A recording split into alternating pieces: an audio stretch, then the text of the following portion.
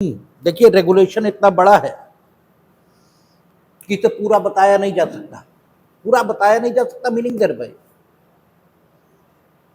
कि वो खुद पढ़ने लायक है, वो तो बहुत ज्यादा ही नहीं, ऐसा कुछ जो समझाने लायक हो। इसलिए आज आप मान लें कि कुछ फाइनल टिप्स देकर रेगुलेशन की बात को खत्म करेंगे और आप इसे खुद पढ़ लीजिए। कुछ भी जो आइडिया है वो हमने दे दिया, बाकी जिस ढंग से इसमें से सवाल बनेंगे वो वही रहते हैं परंपरा से जो आते रहे।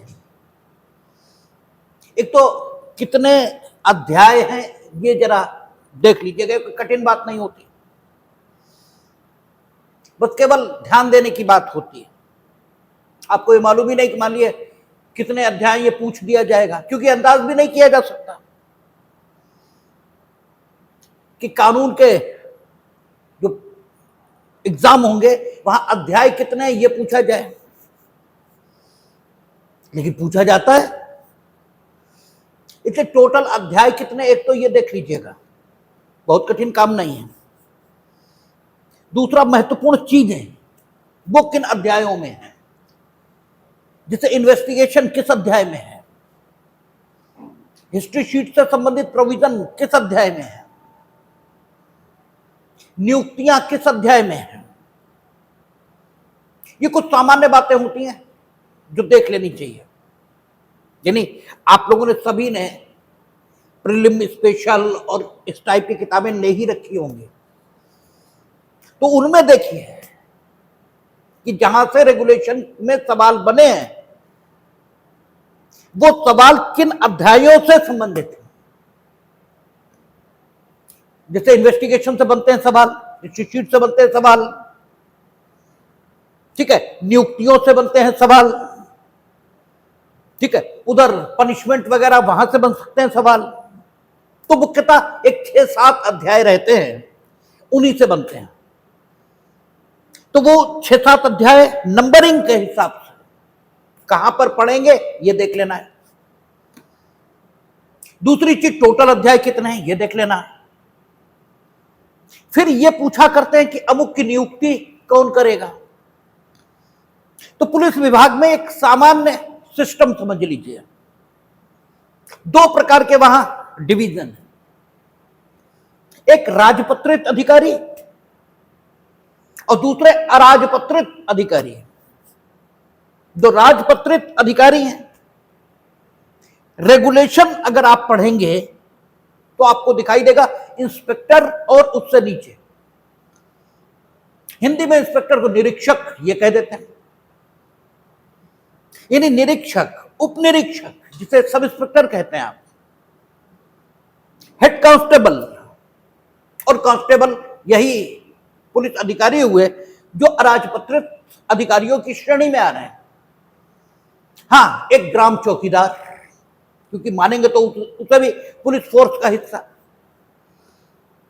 अब मेरी यहां पर यह समझ में नहीं आता कि रेगुलेशन ऐसा ही बता रहा है, लेकिन जब आज से एक 8-10 साल पहले की बात हुई, अकस्मात उत्तर प्रदेश में ये कहा गया था कि अब इंस्पेक्टर को गजेटेड ऑफिसर बना दिया है।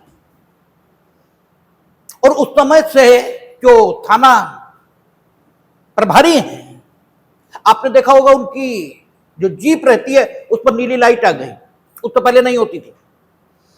लेकिन रेगुलेशन आज भी यही कह रहा है कि वे अराजपत्रित अधिकारी हैं। हमें खूब याद है 8-10 साल पहले ये शोर मचा था, और आप देखेंगे तो थानों में सारे इंस्पेक्टर नीली लाइट की गाड़ी से चल भी रहे हैं। अब वो गजेटेड ऑफिसर को ही लगाने का हक होता है, लेकिन रेगुलेशन अभी भी उन्हें अराजपत्रित अधिकारी की श्रेणी में रख रहा है। तो हम विवाद में न पड़े, ठीक है ना। इसलिए आप लगाएं वही जो रेगुलेशन में लिखा है, ठीक है, और वो उसे अराजपत्रित श्रेणी में ही रख रहा है। और ये ये इंस्पेक्टर से ऊपर जितने हैं, डिप्टी एसपी, ठीक है, अपर पुलिस अधीक्षक जिसे एडिशनल एसपी, एसपी यानी पुलिस अधीक्षक, उप महानिरीक्षक, महानिरीक्षक और आपका महानिदेशक, ये गजेटेड ऑफिसर है, ये डिवीजन है पुलिस डिपार्टमेंट का। फिर आपसे वो पूछते हैं कि इनकी नियुक्तियां, तो एक बार रेगुलेशन में देख लेनी चाहिए, और नहीं तो एक मोटी मोटी बात है कि जो गजेटेड ऑफिसर हैं उनका अपॉइंटमेंट सब परिषद गवर्नर जनरल ये करते हैं, ठीक है, गवर्नर जनरल सब परिषद ये लिखा हुआ है आज भी, ठीक है ना। और सब परिषद गवर्नर जनरल आज की डेट पर हम जहां तक समझ पाते हैं मंत्रिमंडल, क्योंकि आप गवर्नर जनरल की कोई परिषद ये तो है नहीं, ठीक है, तो मंत्रिमंडल यही होगा। तो स्वपरिषद गवर्नर जनरल ये गजेटेड ऑफिसर की नियुक्तियां करते हैं, और गजेटेड की वो पूछते ही नहीं, जहां तक हम देखा करते हैं, या आप प्रीलिम स्पेशल जब पढ़ेंगे तो वहां गजेटेड ऑफिसर की का अपॉइंटमेंट ये नहीं पूछते हैं, नॉन गजेटेड का पूछते हैं। तो नॉन गजेटेड में अगर आपको कुछ भी न मालूम हो तो तुक्का हमेशा ऐसे लगाइए कि सब इंस्पेक्टर इसकी नियुक्ति हमेशा डीआईजी, ठीक है, यानी अगर तुक्का ही लगाना है आपको, या तो कंफर्म पता हो तब तो बात अलग है, लेकिन अगर आप रिस्क लेना चाहते हैं तो फिर सब इंस्पेक्टर डीआईजी अपॉइंटमेंट। तो देखिए, पेपर को हल करने के कई तरीके होते हैं, आप बहुत सारी चीजें पढ़ते हैं, वो सब जितना आपने पढ़ा है उस सबका लाभ लेना चाहिए। जैसे हम लोग सीपीसी पढ़ रहे हैं, उसमें जब कंस्ट्रक्टिव रेस जुडिकेटा की बात चल रही थी तो एक मुकदमा आ रहा था नवाब हुसैन वर्सेस उत्तर प्रदेश सरकार, ठीक है, उसमें बताया जा रहा था कि नवाब हुसैन ये सुप्रीम कोर्ट के समक्ष पहुंचे थे और इन्होंने कहा था कि हमारी जो एक्सपल्सन की कार्यवाही है पुलिस विभाग से, उसमें नेचुरल जस्टिस के नियमों का पालन नहीं हुआ है। कोर्ट ने इनकी बात नहीं मानी थी, रिजेक्ट कर दिया। ये सेकंड टाइम पिटीशन लाए थे और इन्होंने ये कहा था कि हमें एक्सपेल करने का हक ये उस अथॉरिटी को नहीं था जिसने हमें एक्सपेल किया, बल्कि डीआईजी को था, because he was the appointing authority of my self, वो मेरी अपॉइंटिंग अथॉरिटी थे। तो कोर्ट ने कहा कि नहीं, ये प्ली आपको फर्स्ट टाइम ही ले लेनी चाहिए थी, और अब आपकी ये प्ली कंस्ट्रक्टिव रेस जुडिकेटा से बार्ड हो रही है। वो बात वहां खत्म हो गई है। लेकिन इससे ये तो तय हुआ कि सब इंस्पेक्टर की अपॉइंटिंग अथॉरिटी डीआईजी है। अब रेगुलेशन में वो ये पूछ सकते हैं कि उप निरीक्षक इसको नियुक्त करने का काम कौन करता है, तो डीआईजी। डीआईजी को अपॉइंट कौन करेगा, सब परिषद गवर्नर जनरल, ठीक है ना। लेकिन जो नॉन गजेटेड ऑफिसर्स हैं उनमें सब इंस्पेक्टर, और सब इंस्पेक्टर से नीचे हो तो हमेशा तुक्का पुलिस अधीक्षक, ठीक है ना। तब पुलिस अधीक्षक लगाइए, कंफर्म पता है बात अलग है। आप देखेंगे पैरा संख्या मेरा ख्याल से 398 से लेकर 410-12 तक मिल जाएगा। घुड़सवार पुलिस में जरूर ऐसा है कि अपॉइंटमेंट करते समय पुलिस अधीक्षक अपॉइंट वही करेंगे, लेकिन डीआईजी की शायद सहमति चाहिए, ऐसे करके। सामान्य क्रम में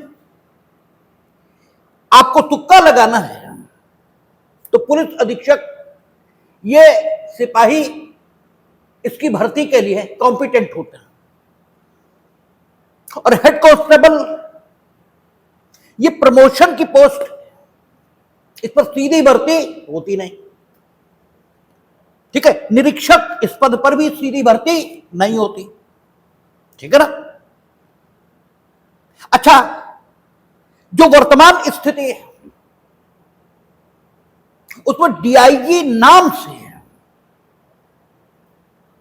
अब पोस्ट शायद नहीं है। ठीक है, रैंक है डीआईजी का, लेकिन कहे उसे एसएसपी रहे हैं और उसे जिले में ही तैनात कर रहे हैं। पहले डीआईजी रेंज में होता था, लेकिन रेगुलेशन आज भी उसे पुलिस महानिरीक्षक इसी नाम से डेजिग्नेट कर रहा है, और पुलिस उप महानिरीक्षक की शक्तियां, कर्तव्य, कार्य आदि बता रहा है। ठीक है, रेंज कितनी है? शायद 18 ये है। जोन कितने हैं ये देख लेंगे, और जो आपका पूरे उत्तर प्रदेश का पुलिस अधिकारी है वो डीजी है, ये डायरेक्टर जनरल ऑफ पुलिस है। ये पुलिस कितने प्रकार की है ये पूछते हैं। तो पुलिस घुड़सवार पुलिस है, जिसे माउंटेड पुलिस कहा है उन्होंने, आर्म्ड पुलिस है जिसे उन्होंने सशस्त्र पुलिस कहा है, और सिविल पुलिस है। ठीक है, इसके अलावा जीआरपी है, रेलवे की पुलिस। ठीक है, तो पुलिस कितने प्रकार की है ये आप देख लेंगे, ये भी खूब पूछते हैं। सशस्त्र पुलिस, इसमें लोग कहां से आएंगे? तो वो उत्तर प्रदेश पुलिस इसी से आते हैं। सशस्त्र पुलिस में भी उसका कुछ हिस्सा हमेशा रिजर्व रखा जाएगा, रिजर्व हमेशा, उसका कुछ निश्चित हिस्सा है। आप शुरुआत में जहां पर सशस्त्र पुलिस के बारे में प्रोविजन शुरू होंगे, पैराज में 40-42 के आसपास शुरू होंगे, तो वहां देखेंगे कि हमेशा सशस्त्र पुलिस का एक हिस्सा जिले में रिजर्व रखा जाएगा,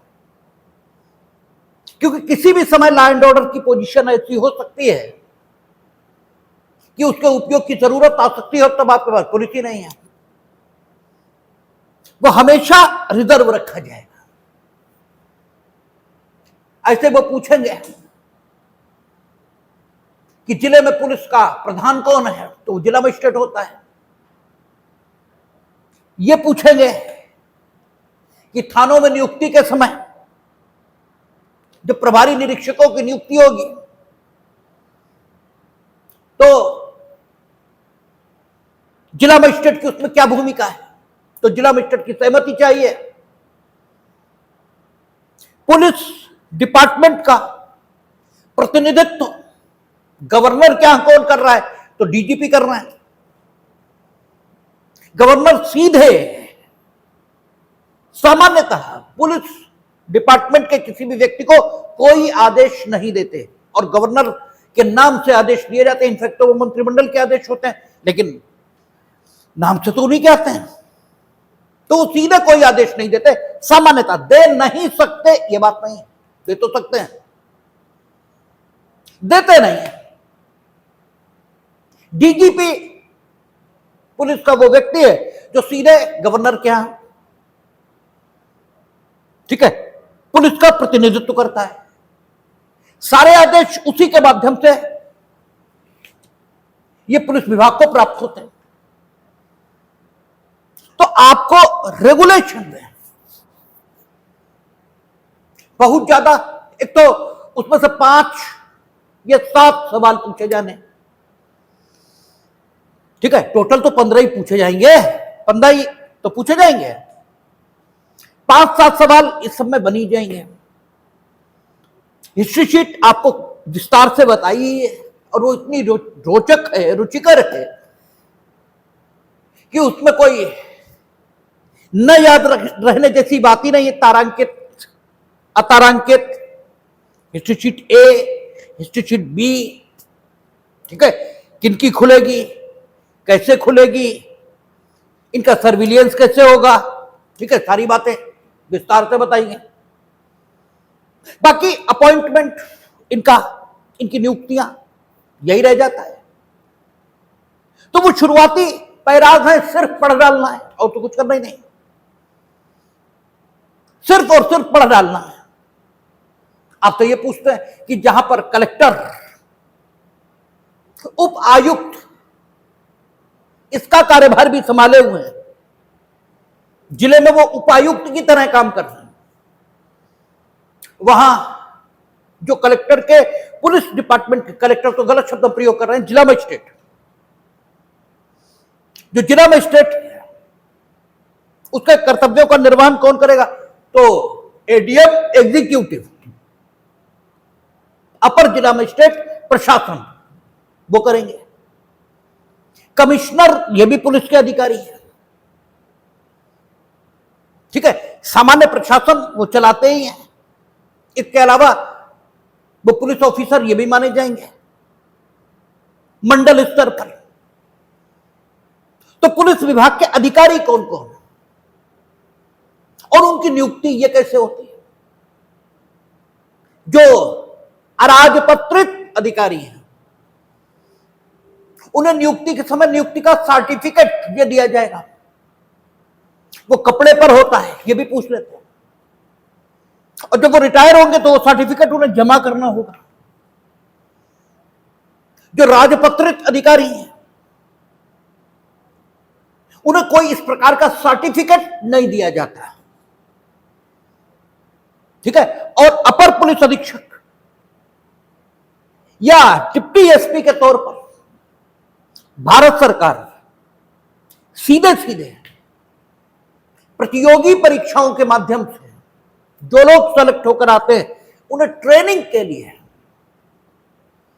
तैनात कर सकते हैं संबंधित प्रदेशों में। और उस समय वो डिप्टी एसपी या एडिशनल एसपी के तौर पर काम करते हैं, लेकिन वो उनका प्रोबेशन पीरियड होता है,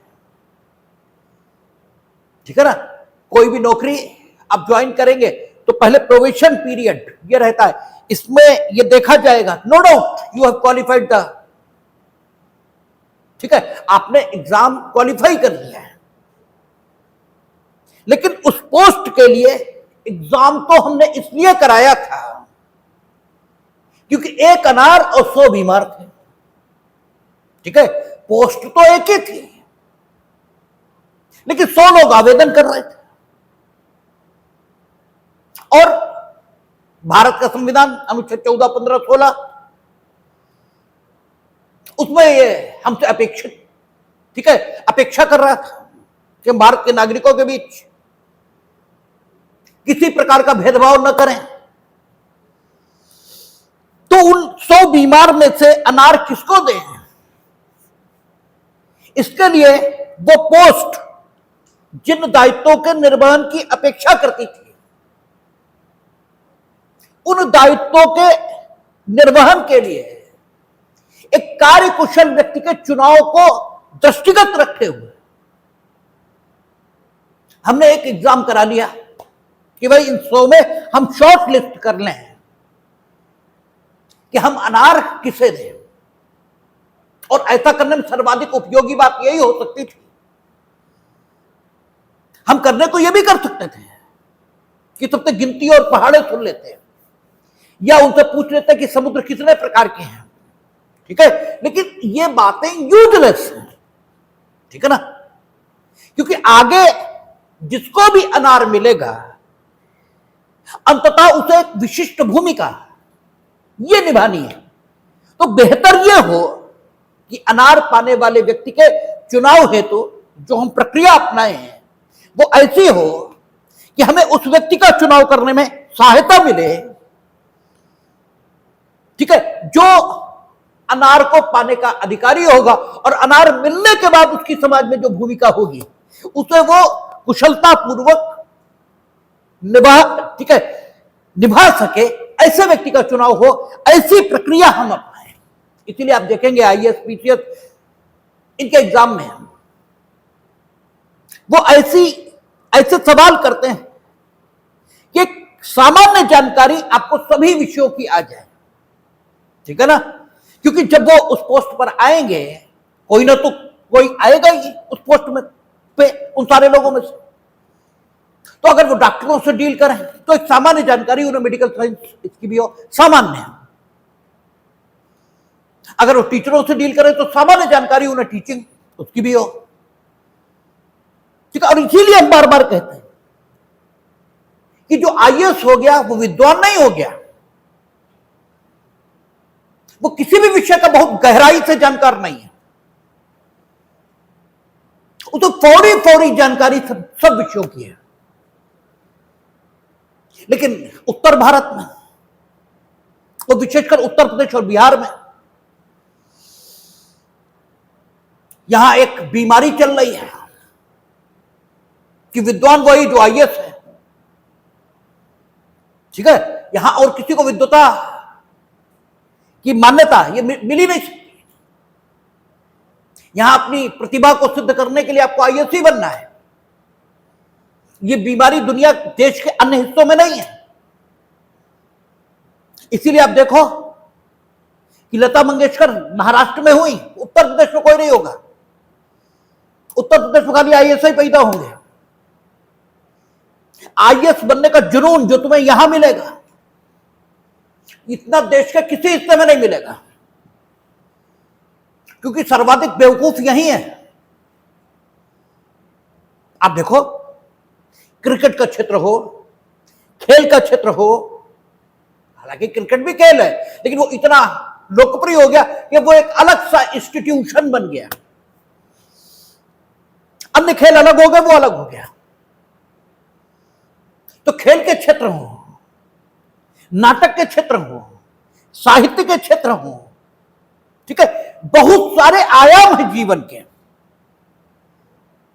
जीवन के उन आयामों में भी वो कमाया जा सकता है जो एक आईएएस जीवन में नहीं कमा सकता। एक आईएएस जीवन में रिश्वत के पैसों से, ठीक है, करोड़ों बनाने के अलावा कुछ भी नहीं कर सकता।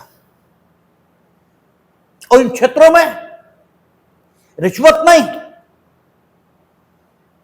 अपनी ही प्रतिभा के आधार पर अरबों बनाए जा सकते हैं।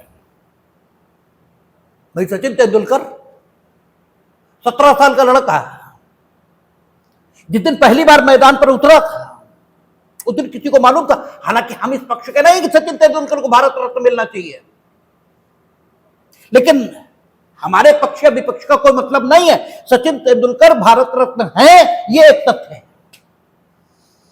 इसे कोई नकार नहीं सकता, ठीक है ना। तो वो 17 साल का लड़का जिस दिन पहली बार खेल के मैदान पर उतरा था, कोई नहीं जानता था क्या एक दिन ये भारत रत्न बनेगा।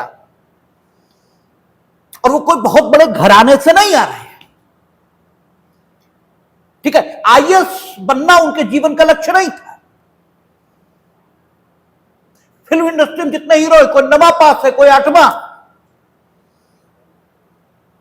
और जाने कितने डीएम उनके पीछे घूम रहे हैं। लेकिन उत्तर प्रदेश और बिहार, यहां एक जुनून है, यहां एक जुनून है, यहां वही काबिल है जो आईएएस हो गया। आईएएस जब आप उनसे मिलोगे तो आपको पता लगे कि कतई बुद्धिमान नहीं है, कतई नहीं है, बस उनकी फौरी फौरी जानकारी सारे विषयों पर है। लेकिन यहां तो ऐसा ही है कि बुद्धिमान वही जो आईएएस हो गया। तो जो आईएएस हुआ है वो एक एग्जाम देकर हुआ है, और वो एग्जाम इस बात को ध्यान में रखकर करवाया गया था कि आगे इनकी समाज में जो भूमिका होगी, उस भूमिका के लिए एक योग्य व्यक्ति का चुनाव ये कर लिया जाए ताकि इफेक्टिवली ये अपनी भूमिका का निर्वाह कर सके। इसके लिए एग्जाम था। अब हमने आपको अनार दे दिया, ठीक है ना, क्योंकि हम क्या करते हैं, 100 लोगों में हमें शॉर्टलिस्ट करना था और 100 भारत के नागरिक थे, संविधान के मुताबिक हम भेदभाव कर नहीं सकते थे, तो एक तरीका हमने अपनाया शॉर्टलिस्ट करने का, एक को हमने चुन लिया। लेकिन यह हमारा अंदाजा था, शॉर्टलिस्ट हमने जो किया एक अंदाजा लेकर किया कंपटीशन के माध्यम से। इनफैक्ट वो उस पोस्ट पर काम कर पाएगा या नहीं है, ये तो तभी तय होगा जब वो काम करेगा वास्तव में, तभी तो तय होगा, अन्यथा कैसे तय होगा। तो जो वास्तव में तय करने की प्रक्रिया ये शुरू होती है, इसी को प्रोबेशन पीरियड कहा जाता है। आपको अब हमने आईएएस के तौर पर अपॉइंट कर दिया, ठीक है, अब आपको उन सारे दायित्वों का निर्वहन करना है जिनकी आपसे अपेक्षा की गई थी, अब आपको करना है। और इसीलिए शुरुआत में छोटे क्षेत्र में आपको पुलिस अधीक्षक नहीं बनाया है, डिप्टी एसपी बनाया है, ठीक है ना, ताकि आपके ऊपर सुपरविजन करने वाले लोग रहें। क्योंकि अभी हमारा अंदाजा ही तो है कि आप उन सारे दायित्वों का निर्वहन कर लेंगे। आप उपाधीक्षक, पुलिस उपाधीक्षक यहां पर देखेंगे उसके कार्य, तो कहेगा वो पुलिस उपाधीक्षक के काम मेरे ख्याल से पैरा संख्या 17-18 वहां कहीं पर दिए डिप्टी एसपी के। तो कहता है कि जिले में जो पुलिस अधीक्षक का काम है वो उस क्षेत्र में है जिस क्षेत्र में डिप्टी एसपी तैनात 20-21 हो सकता है, ठीक है ना, जिस क्षेत्र में डिप्टी एसपी तैनात है वहां वो सारे काम करेगा, अपराधों का अन्वेषण करेगा, ठीक है, जरूरत पड़ने पर सुपरविजन करेगा, रोकेगा, सारे काम वो कर सकता है। अब भारत सरकार तो प्रतियोगी परीक्षाओं के माध्यम से कैंडिडेट सेलेक्ट किए, तो उन कैंडिडेट की जो कार्य कुशलता है, उनका जो व्यवहारिक प्रशिक्षण है वो तो फील्ड में ही होगा। तो फील्ड में उनका व्यवहारिक प्रशिक्षण हो सके, इसके लिए उनको प्रोबेशन पर तैनात किया जाता है।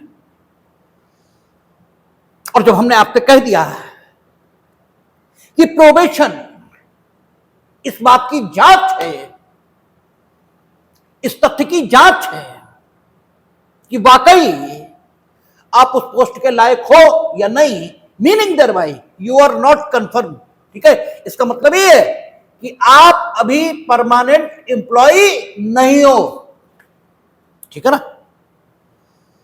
और जब अनुच्छेद 16 हम लोगों ने पढ़ा था तो देखा था कि प्रोबेशन पीरियड में आप एक स्थायी कर्मचारी के बराबर सुविधाओं की मांग नहीं कर सकते, क्योंकि आप स्थायी हो ही नहीं। अभी तो इस तथ्य की जांच चल रही है। अभी 2-3 साल पीछे जे में कुछ लोग सेलेक्ट हुए थे, अखबार में आया था कि वो किसी रेस्टोरेंट, किसी ढाबे पर खाना खाने गए, खूब शराब पी, खूब वहां हंगामा किया, सारे के सारे निकाल दिए हाई कोर्ट ने, कहा कि आप इस लायक ही नहीं हो कि आपको जुडिशियल अफसर बनाया जाए, क्योंकि आपको बदनामी कराओगे, शराब पी लोगे, नाली किनारे पड़े मिलोगे। न्यायिक अधिकारी की अपनी एक गरिमा होती है, तुमने तो थुकवा ही दिया, उन्हें उठाया निकाल दिया। तो है क्या, कैसे निकाल दिया? क्योंकि आप अभी हैं ही नहीं, अभी तो आप प्रोबेशन पर हैं, स्थायी कर्मचारी, स्थायी हुए ही नहीं। जब अब प्रतियोगी परीक्षाओं के माध्यम से जो आया उसे प्रोबेशन पर भारत सरकार तैनात करती है। जब स्थायीकरण उसका होगा, अच्छा बनेगा तो होगा गजेटेड ऑफिसर ही, ठीक है ना, तो सपरिषद गवर्नर जनरल ही उसकी नियुक्ति करेंगे। यानी जिले में एक डिप्टी एसपी तैनात है प्रोबेशन पर, जब उसका कंफर्मेशन होगा तो वो एसपी बनेगा। लेकिन तब उसकी तैनाती सपरिषद गवर्नर जनरल वही करेंगे। ठीक है, initially he has been appointed by the government of India.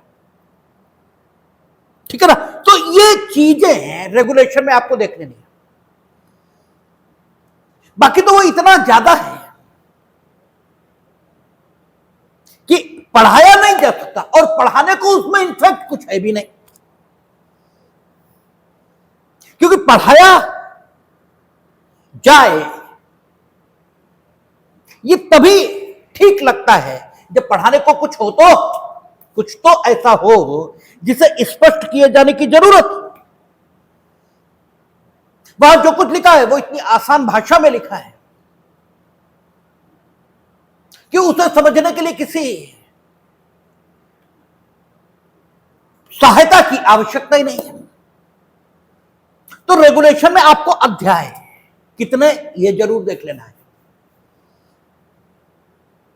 जो मुख्य मुख्य बातें हैं उसकी विवेचना, हिस्ट्री शीट का खुलना, हिस्ट्री शीटर का सर्विलियंस, उनकी निगरानी,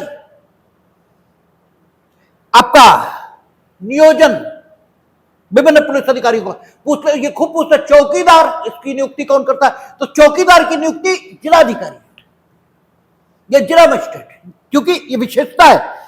देखिए अराजपत्रित में हमने कहा कि सब इंस्पेक्टर डीआईजी, और चाहे आर्म्ड पुलिस हो चाहे माउंटेड, ठीक है, माउंटेड पुलिस हो, सब में पुलिस अधीक्षक, शायद माउंटेड पुलिस में जहां तक हमें याद पड़ता डीआईजी की सहमति चाहिए, लेकिन पुलिस अधीक्षक ही रहते हैं। ठीक है, और जो हेड कांस्टेबल है वो प्रमोशन की पोस्ट है, लेकिन अराजपत्रित पुलिस का सदस्य चौकीदार भी है, और चौकीदार ग्राम पुलिस कहलाता है, ग्राम पुलिस, ये भी देख लेंगे आप। उसकी नियुक्ति जिला मजिस्ट्रेट ये करते हैं, इसीलिए चौकीदार के बारे में पूछते हैं। ठीक है, तो नियुक्ति इनसे संबंधित, तो इन मुख्य बातों पर आपको ध्यान देना है। इसके अलावा रेगुलेशन उसमें कुछ नहीं है, उसमें मुख्यतः धारा 30 पूछ लेते हैं, क्योंकि वो मेलों की अनुमति देने से संबंधित है कि जुलूस की, मेले की अनुमति देनी पड़ेगी। ठीक है, आपका शायद न्यायालय जो फाइन वाइन करता है 28 है या 29 है, वो उसकी 47 तो उसमें टोटल धारा ही। ठीक है, इंडियन पुलिस एक्ट में तो आप अगर इंडियन पुलिस एक्ट की 47 धाराएं हैं ये रट लेंगे और एक बार उन्हें पढ़ लेंगे, उनमें भी ऐसा कुछ नहीं। उसमें भी पूछते, वो प्रताप सिंह का मुकदमा एक पूछते हैं जो आर्टिकल 15 पे भी है कि पुलिस अगर किसी अशांत क्षेत्र में नियोजित की जा रही है, ठीक है, तो उस अशांत क्षेत्र के निवासियों से पुलिस के डिप्लॉयमेंट का जो खर्च है वो वसूला जा सकता है। वो शायद सेक्शन 15 है पुलिस एक्ट का। ठीक है, वो ये कहता है। तो ये प्रताप सिंह का मुकदमा ये पूछा जाता है, कुछ है नहीं। सेक्शन 7 डिसिप्लिनरी प्रोसीडिंग्स, सेक्शन 7 के संबंध में विस्तार से व्यवस्था रेगुलेशन में दी गई है, उसे बहुत पढ़ने की जरूरत नहीं है। ये देख लेना अपीलेट अथॉरिटी वहां कौन है, रिविजनल अथॉरिटी कौन है, और चूंकि ये डिसिप्लिनरी प्रोसीडिंग होगी इसलिए पुलिस विभाग के अधिकारी वही अपीलेट अथॉरिटी होंगे, वही रिविजनल अथॉरिटी होंगे,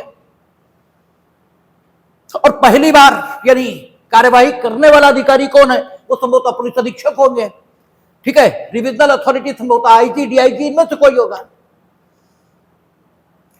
एक अपीलेट होगा, दूसरा रिविजनल होगा, और जहां तक हम सोचते हैं डीजीपी के पास नहीं गया होगा मसला। ठीक है, तो वो रेगुलेशन में पीछे आप देखेंगे जहां पर कार्यवाहियां दी गई तो अपीलेट अथॉरिटी कौन है, कार्यवाही करने वाला अधिकारी कौन है, रिविजनल अथॉरिटी कौन है, ये मिल जाएगा। सेक्शन 7 पुलिस एक्ट में अनुशासनात्मक कार्यवाही का प्रावधान करता है, उसे देख लेंगे। तो पुलिस एक्ट तो बहुत आसानी से याद होता है। धारा 13 शायद आपका अपने पर्सनल खर्चे पर अंगरक्षक बॉडीगार्ड, ठीक है, उसकी मांग करने की बात करता है, शायद हमें जहां तक याद पड़ता है धारा 13। हमने बार बार कहा है कि बेयर आप मिलाएं, तो अगर आपने 47 धाराएं, 13 यही करा है, तो 47 धाराएं अगर आपने याद कर ली तो कम से कम 3 से 4 सवाल वहां बन जाएंगे, और इतना आपने कर लिया तो 4 से 5 यहां बन जाएंगे। टोटल 10 पूछे जाने हैं, 8 या 9 हल हो गए, तो और क्या कितनी कर लोगे? ठीक हो गया बस। क्योंकि प्री में तुमने टॉप भी कर लिया तो क्या हो गया, उसका नंबर तो जुड़ने नहीं भाई, ये तो क्वालिफाइंग है। और जब क्वालिफाइंग है तो फिर बस पास हो जाए, बाहर ना हो, इतनी चिंता करनी। तो अगर 10 में आपने 8-9 कर लिए, 15, चलो तो भी 9 अगर हो गए सही तो बहुत हो गए। 9 हो गए, 15 में कितने परसेंट हो गया? अरे 60 से तो ऊपर हो ही गया भाई, 50 7.5 हो गया। ठीक है, तो 9 और 10 अगर हो गया तो बहुत हो गया।